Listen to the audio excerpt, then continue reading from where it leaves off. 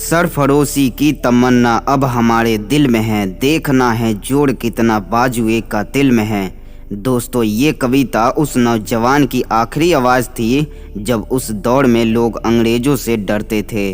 तब ये नौजवान बंदूक और विचार दोनों के बल पर अंग्रेज़ों से लड़ रहा था, जो बचपन में आर्य समाज के प्रवचन सुनकर क्रांति की राह पर चल पड़ा, जो जिया भी भारत के लिए और मरा भी भारत के लिए। माँ भारती के उस वीर सपूत का नाम है राम प्रसाद बिस्मिल, जिसकी मौत ने हजारों युवाओं को जिंदा कर दिया।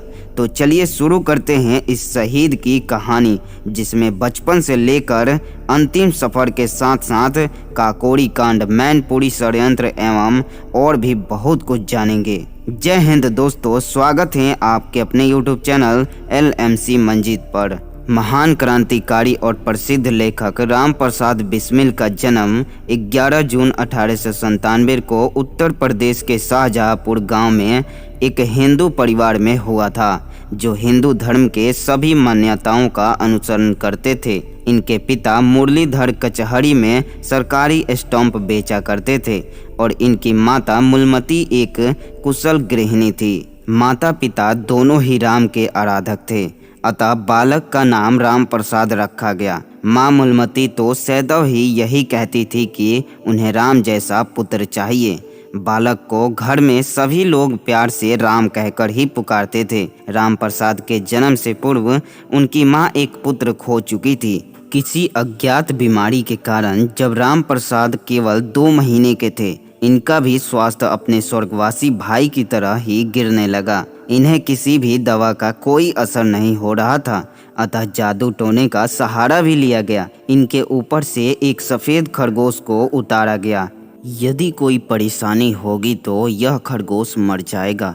सबको देखकर यह आश्चर्य हुआ कि थोड़ी दूर जाने के बाद ही वह खरगोश मर गया, जिसके बाद इनका स्वास्थ्य धीरे धीरे ठीक होने लगा। इसका उल्लेख राम प्रसाद बिस्मिल ने अपनी आत्मकथा में किया है। राम प्रसाद कुल 9 भाई बहनें थे, जिसमें 5 बहनें एवं 4 भाई थे। आगे चलकर 2 बहनें एवं 2 भाइयों का देहांत हो गया।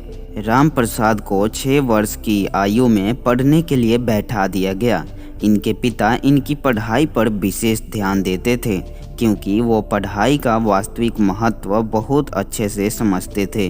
अतः वह राम प्रसाद की पढ़ाई को लेकर बहुत सख्त रहते और इनके द्वारा जरा सी भी लापरवाही करने पर इन्हें बहुत पीटते थे। 7 साल की आयु में इन्हें उर्दू की शिक्षा प्राप्त करने के लिए मौलवी के पास भेजा गया, जिनसे इन्होंने उर्दू सीखा। इसके बाद इन्हें स्कूल में भर्ती कराया गया। लगभग 14 वर्ष की आयु में राम प्रसाद ने 4ठी कक्षा को उत्तीर्ण किया। इन्होंने कम उम्र में ही उर्दू, हिंदी और इंग्लिश की शिक्षा प्राप्त की। अपनी कुछ पारिवारिक परिस्थितियों के कारण इन्होंने 8वीं के आगे पढ़ाई नहीं की। राम प्रसाद बिस्मिल अब नियम पूर्वक मंदिर में प्रतिदिन पूजा करते थे। एक दिन मुंशी इंद्रजीत ने इन्हें पूजा करते हुए देखा और इनसे बहुत अधिक प्रभावित हुए। वे इनसे मिले और इन्हें संध्या वंदना करने की सलाह दी।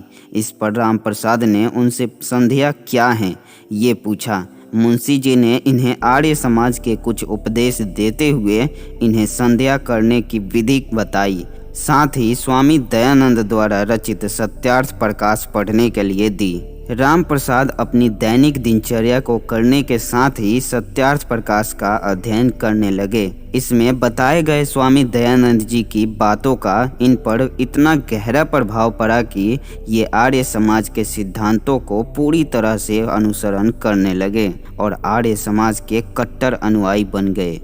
स्वामी सोमदेव आर्य समाज के प्रचार के लिए राम प्रसाद के गांव के पास वाले गांव में आए थे, लेकिन वहां की जलवायु स्वामी जी के स्वास्थ्य के लिए लाभप्रद नहीं थी।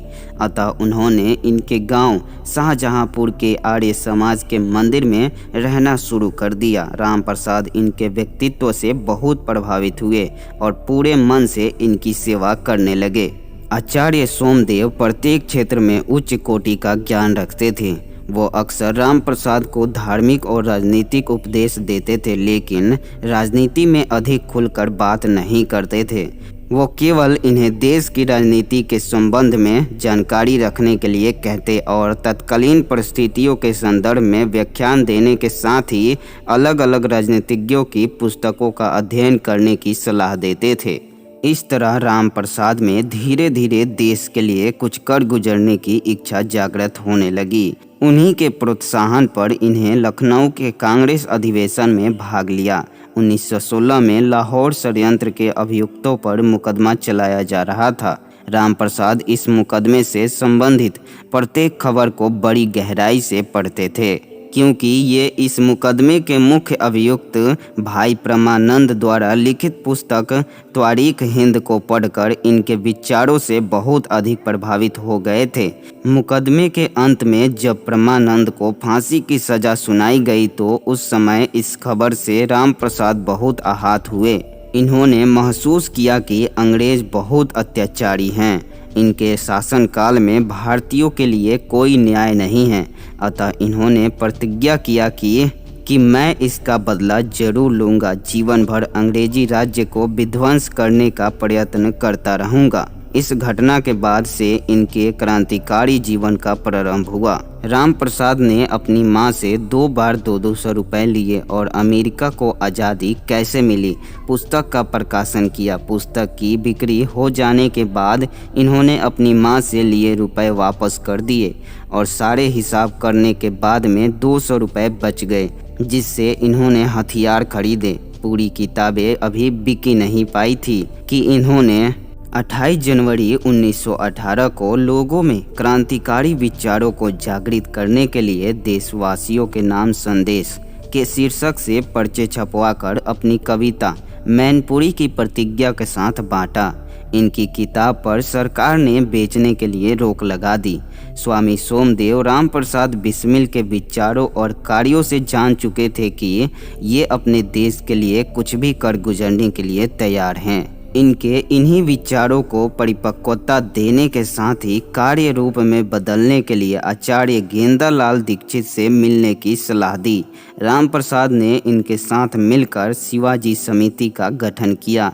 इस समिति के माध्यम से इन्होंने इटावा, मैनपुरी, आगरा और शाहजहांपुर के युवाओं को संगठित कर शिवाजी की तरह छापेमारी करके ब्रिटिश शासन में डकैतियां करते थे। अपने इन कार्यों के माध्यम से ब्रिटिश अधिकारियों के मन में भारतीयों का खौफ पैदा करना चाहते थे।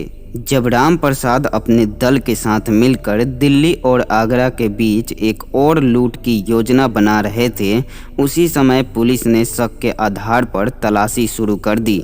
इस तलाशी में इनके संगठन के प्रमुख नेतृत्वकर्ता गेंदालाल को अन्य साथियों के साथ पुलिस ने गिरफ्तार कर लिया। पुलिस ने इन सभी के ऊपर सम्राट के विरुद्ध साजिश करने का मुकदमा दायर कर दिया। साथ ही इस मुकदमे को मैनपुरी षड्यंत्र का नाम दिया। जेल में गेंदालाल को अन्य सरकारी गवाह राम नारायण के साथ रखा गया। गेंदालाल भी पुलिस को चकमा देकर राम नारायण के साथ जेल से फरार हो गए। पुलिस ने बहुत छानबीन की, लेकिन वो इन्हें गिरफ्तार नहीं कर सकी। मैनपुरी षड्यंत्र के मुख्य आरोपी के रूप में फरार होते समय इन्होंने यमुना में छलांग लगाई थी, जिससे इनका कुर्ता नदी में बह गया था और ये तैरकर सुरक्षित नदी के दूसरे किनारे पर चले गए। इनके कुर्ते को नदी में देखकर पुलिस को लगा कि शायद गोली लगने से इनकी मौत हो गई है, अतः इन्हें मृत मान लिया गया। वहीं जब राम प्रसाद बिस्मिल को ये ज्ञात हुआ कि इन्हें मृत घोषित कर दिया गया है, तो इन्होंने मैनपुरी षड्यंत्र पर फैसला होने तक स्वयं को प्रत्यक्ष न करने का निर्णय किया। ये 1919 से 1920 के बीच में भूमिगत यानी अंडरग्राउंड होकर कार्य करने लगे। इस बीच इन्होंने अपने किसी भी करीबी से कोई भी संपर्क नहीं किया। भूमिगत रहते हुए राम प्रसाद उत्तर प्रदेश के कई गांवों में रहे, जिस दौरान इन्होंने अनेक पुस्तकें लिखी, जिसमें से उनकी कुछ प्रमुख रचनाएं मन की लहर, बोलवैसिक की करतूत, योगिक साधन और स्वाधीनता की देवी या कैथरीन हैं। 1920 में सरकार ने अपनी उदारता की नीति के कारण मैनपुरी षड्यंत्र मुकदमे के आरोपियों को मुक्त करने की घोषणा कर दी। इस घोषणा के बाद राम प्रसाद बिस्मिल अपने गांव शाहजहांपुर वापस लौट आए और अपने जिले के अधिकारियों से आकर मिले। उन अधिकारियों ने इनसे एक शपथ पत्र लिया जिस पर यह लिखवाया गया कि वो आगे से किसी भी क्रांतिकारी गतिविधियों में भाग नहीं लेंगे। इनके इस प्रकार का शपथ पत्र देने पर इन्हें अपने गांव में शांतिपूर्ण रहने की अनुमति मिल गई। उसके बाद इन्होंने आम आदमी की तरह जीवन जीना शुरू कर दिया। ये कुछ दिनों के लिए भारत सिल्क निर्माण कंपनी में प्रबंधक के रूप में कार्यरत रहे, लेकिन बाद में इन्होंने बनारसी दास के साथ मिलकर साझेदारी में अपना खुद का सिल्क बनाने का उद्योग स्थापित कर लिया। इतना सब कुछ करने के बाद भी इन्हें आत्मिक शांति नहीं मिल रही थी, क्योंकि अभी तक ये ब्रिटिश सरकार को भारत से बाहर करने की अपनी प्रतिज्ञा को पूरी नहीं कर पाए थे, जिसके चलते उन्होंने गांधी जी के असहयोग आंदोलन में हिस्सा लिया। देश के महान क्रांतिकारी रामप्रसाद बिस्मिल पर अंग्रेजों के खिलाफ चलाए गए असहयोग आंदोलन का काफी प्रभाव पड़ा था। इससे प्रेरित होकर वे साल 1921 में अहमदाबाद के कांग्रेस अधिवेशन में गए और यहाँ उन्होंने कांग्रेस के सदस्य मौलाना हसरत मोहानी के पूर्ण स्वराज के प्रस्ताव का समर्थन किया। इस अधिवेशन से लौटने के बाद उन्होंने भारतीय युवाओं को अपने जोशीले भाषण, कविताओं और लेखों के माध्यम से असहयोग आंदोलन में हिस्सा लेने के लिए प्रेरित किया। इन कार्यों के कारण ये ब्रिटिश सरकार के शत्रु बन गए। इनकी अधिकांश पुस्तकों और लेखों को सरकार ने प्रकाशित करने और बेचने पर प्रतिबंध लगा दिया। साल 1922 में जब चौरा चौरी कांड के बाद महात्मा गांधी ने असहयोग आंदोलन वापस ले लिया, तब उन्होंने गांधी जी का विरोध किया था। वहीं इसी के बाद कांग्रेस दो गुटों में बट गई थी। रामप्रसाद बिस्मिल ने संयुक्त प्रांत के युवाओं को इकट्ठा कर क्रांतिकारी दल का निर्माण किया था। उन्होंने जय गोपाल मुखर्जी, सचिंद्र नाथ सन्याल, योगेश चंद्र चटर्जी के साथ मिलकर क्रांतिकारी पार्टी की स्थापना की और फिर सबकी सहमति से पार्टी का नाम बदलकर अक्टूबर 1924 में हिंदुस्तान रिपब्लिकन एसोसिएशन कर दिया गया।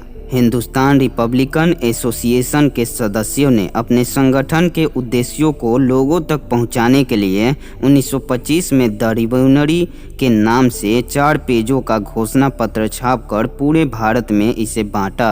इस पत्र में अंग्रेजों से क्रांतिकारी गतिविधियों के द्वारा भारत को आज़ाद कराने की घोषणा के साथ ही गांधी जी की नीतियों की आलोचना की और युवाओं को इस संगठन से जुड़ने का निमंत्रण दिया था। इस घोषणा पत्र के जारी होते ही ब्रिटिश सरकार की पुलिस बंगाल के क्रांतिकारियों की गिरफ्तारी करने लगी।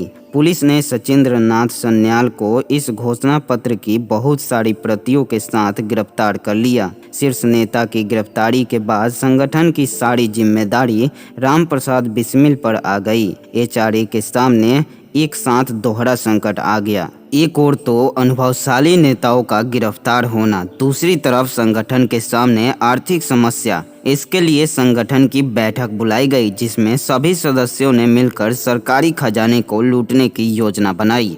9 अगस्त 1925 की शाम को रामप्रसाद बिस्मिल, राजेंद्र लाहिरी, अशफाक उल्ला खां, रोशन सिंह, रामकृष्ण खत्री, सचिंद्र नाथ बख्शी, चंद्रशेखर आज़ाद के साथ और भी क्रांतिकारियों ने शाहजहांपुर से लखनऊ जाने वाली ट्रेन को लखनऊ स्टेशन पर पहुंचने से पहले काकोड़ी नामक स्थान पर गाड़ी की चैन खींचकर इन लोगों ने बिल्कुल सावधानीपूर्वक अंग्रेजों के उस ट्रेन का सारी सरकारी खजाना लूट लिए। लूट की यह घटना पूरे देश में एक आग की तरह फैल गई। ब्रिटिश सरकार को भी जांच द्वारा ये ज्ञात हो गया कि इस डकैती के पीछे क्रांतिकारियों का हाथ है, जिसमें HRA के 28 सदस्यों पर षड्यंत्र में शामिल होने का मुकदमा दर्ज किया और उन्हें गिरफ्तार कर लिया। 19 मई 1927 से सेशन कोर्ट में मुकदमा चलना शुरू हुआ। चीफ कोर्ट में अपील की बहस के दौरान रामप्रसाद बिस्मिल ने स्वयं की लिखी बहस भेजी, जिसका बाद में प्रकाशन भी किया गया। इनकी लिखी बहस पर चीफ कोर्ट के जजों को विश्वास ही नहीं हुआ कि ये बहस इन्होंने स्वयं लिखी है। साथ ही इन जजों को ये भी भरोसा हो गया कि यदि बिस्मिल को स्वयं ही इस केस के पैरवी करने की अनुमति दे दी गई तो ये कोर्ट के सामने अपने पेश किए गए तथ्यों के द्वारा सजा माफ करने में सफल हो जाएंगे। अतः इनके हर एक अपील को खारिज कर दिया गया। कोर्ट ने इन्हें निर्दयी, हत्यारे और भयंकर षड्यंत्रकारी जैसे कई नाम दिए। कोर्ट की 18 महीने तक चली लंबी प्रक्रिया के बाद रामप्रसाद बिस्मिल, अशफाक उल्ला खां, राजेंद्र लाहिरी और रोशन सिंह की फांसी की सज़ा को बरकरार रखा गया और वो काला दिन था 19 दिसंबर 1927 को ब्रिटिश सरकार ने रामप्रसाद बिस्मिल को गोरखपुर जेल में सुबह 8 बजे फांसी दे दी गई। रामप्रसाद के साथ ही अशफाक को फैजाबाद जेल में और रोशन सिंह को इलाहाबाद के नैनी जेल में फांसी दी गई, जबकि राजेंद्र लाहिरी को फांसी की निश्चित तिथि से 2 दिन पहले 17 दिसंबर को गोंडा जेल में फांसी दे दी गई थी। रामप्रसाद बिस्मिल की फांसी की सूचना के साथ ही लोग लाखों की संख्या में उनकी जेल के बाहर इकट्ठा हो गए। इतनी बड़ी संख्या में भीड़ को देखकर ब्रिटिश जेल के अधिकारी डर गए। उन्होंने जेल के मुख्य द्वार को बंद कर दिया। इस पर भीड़ ने जेल की दीवारें तोड़ दी और रामप्रसाद बिस्मिल के पार्थिव शरीर को सम्मान के साथ उनके माता पिता के सामने लाए। इसके बाद क्रांति के इस महान पुजारी के शरीर को सम्मान के साथ राप्ती नदी के किनारे अंतिम संस्कार किया गया था। तो दोस्तों, हम युवाओं को रामप्रसाद बिस्मिल की जीवनी से यह सीख मिलता है कि सिर्फ नौकरी पाना ही हम लोगों का सपना ना हो, बल्कि अपने समाज और राष्ट्र को बेहतर बनाना भी लक्ष्य होना चाहिए। वीडियो अगर अच्छी लगी हो तो अपने दोस्तों के साथ शेयर जरूर कीजिएगा। मिलते हैं एक और बेहतरीन वीडियो के साथ, तब तक के लिए जय हिंद, वंदे मातरम।